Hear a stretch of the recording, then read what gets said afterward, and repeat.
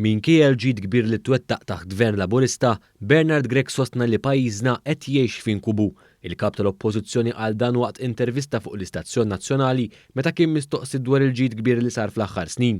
Hekk kif il-preżentatur elenkalu ħemel ta' miżuri u għajnuna li provda l-Gvern, Bernard Grech qal hekk. Imma inkubu ġifieri l-ekonomija li kibret. Inkubu l-konti torħos tad-dawlu l-ilma, child care centers, il-wage supplements fi żmien il-pandemija.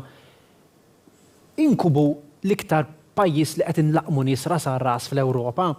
In-nies persuni LGBTIQ li xtaqu jiżżewġu u żżewġu.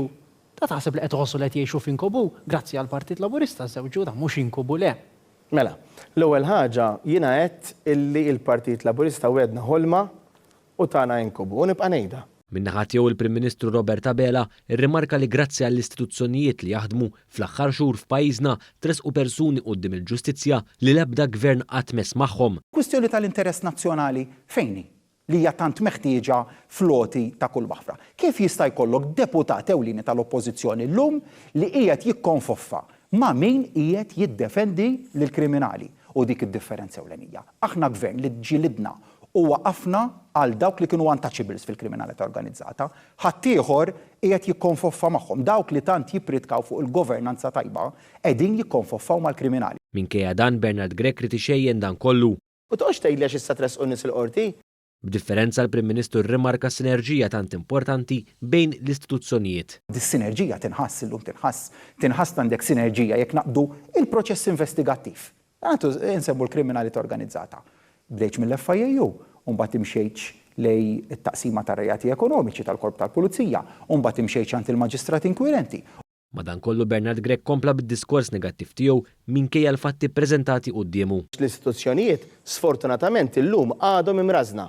Grech għal dan minkejja li l-Gvern grazzi għal riformi bla preċedent li wettaq fl-aħħar xhur ħoloq mudell istituzzjonali li se jservi għal snin twal. L-istituzzjonijiet illum kif ħloqnihom ħloqna mudell, framework istituzzjonali li jrid iservi lil dan il-pajjiż għas-snin li ġejjin biex ma niġux 5 snin oħra, 10 snin oħra, 15-il sena oħra.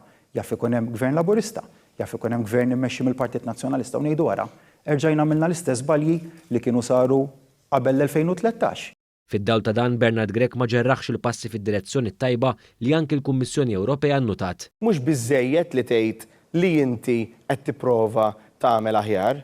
Il-Prim Ministru tkellem ukoll dwar l-istadina tiegħu biex Jason Azzopardi u anke Bernard Grech jissostanzjaw allegazzjonijiet li tkellmu fuqhom. Qed jirreferi. Ftit ilu kellna dibattitu parlamentari u kelli l-opportunità ħanara Jason Azzopardi. Xi ħobb jitkellem bil-privileġġ parlamentari, anzi jażel li jitkellem normalment bil-privileġġ parlamentari.